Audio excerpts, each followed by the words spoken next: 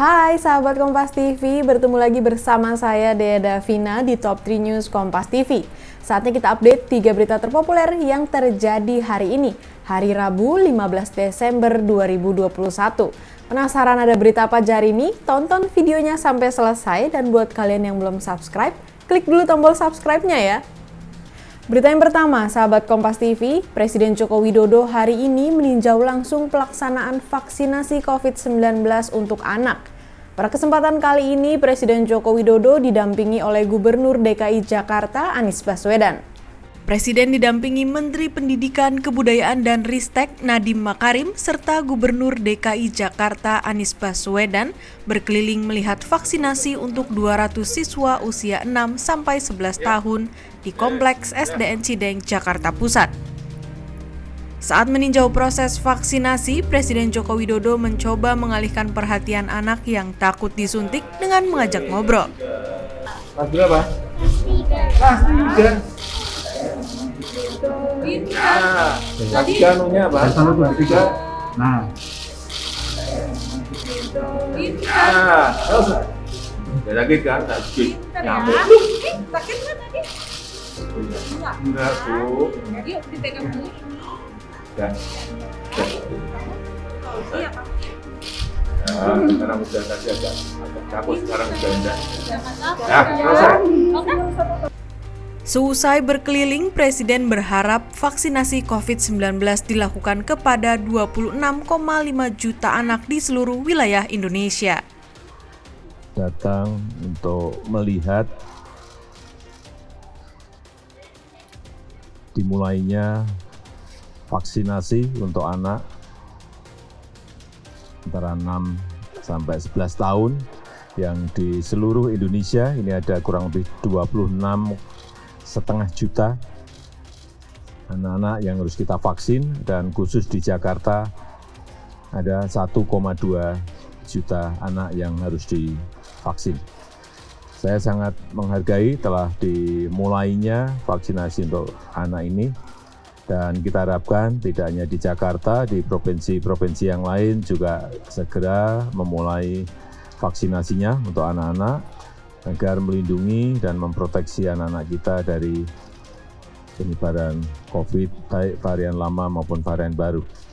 Dan semuanya juga harus disesuaikan karena anak kita juga harus mendapatkan imunisasi, mendapatkan vaksinasi untuk penyakit-penyakit yang lain, sehingga pengaturan ini ada di Kementerian Kesehatan, ada di Dinas Kesehatan Daerah, dan kita harapkan semuanya bisa segera kita selesaikan. Munarman membacakan eksepsi atau keberatan dalam sidang kasus dugaan tindak pidana terorisme di Pengadilan Negeri Jakarta Timur hari ini. Dalam kesempatan itu, Munarman membantah dirinya terlibat terorisme hingga menyebut nama Presiden Joko Widodo. Terdakwa Munarman membacakan eksepsi atau nota keberatan dalam sidang kasus dugaan tindak pidana terorisme. Munarman kemudian mengaitkan tuduhan terhadap dirinya dengan aksi 212 pada 2 Desember 2016. Munarman menyebutkan momen saat itu dihadiri para petinggi negara, termasuk Presiden Jokowi dan Wapres Yusuf Kala. Menurut Munarman, aksi 212 tahun 2016 yang dihadiri para pejabat tinggi itu adalah kesempatan emas bagi orang yang otaknya teroris dan keji. Hadir hampir seluruh pejabat tinggi negara ini, mulai dari Presiden, Wakil Presiden, Menko Polhukam, Panglima TNI, Kapolri, Pangdam, Kapolda, dan beberapa menteri lainnya. Bahkan Kepala BNPT yang saat ini menjabat juga hadir. Kalaulah tuduhan yang disematkan terhadap saya itu benar untuk mempersiapkan perbuatan terorisme, yaitu berupa untuk menimbulkan suasana teror atau rasa takut terhadap orang secara meluas, atau untuk menimbulkan korban yang bersifat massal melalui tindakan kekerasan, pembunuhan atau penghilangan nyawa, perampasan kemerdekaan, pengeboman atau perusakan fasilitas publik lainnya, maka sudah dapat dipastikan bahwa seluruh pejabat tinggi negara yang hadir di Monas tanggal 2 Desember 2016 tersebut sudah berpindah ke alam lain. Sebab kesempatan tersebut adalah kesempatan emas bagi seorang yang otaknya adalah otak teroris dan keji.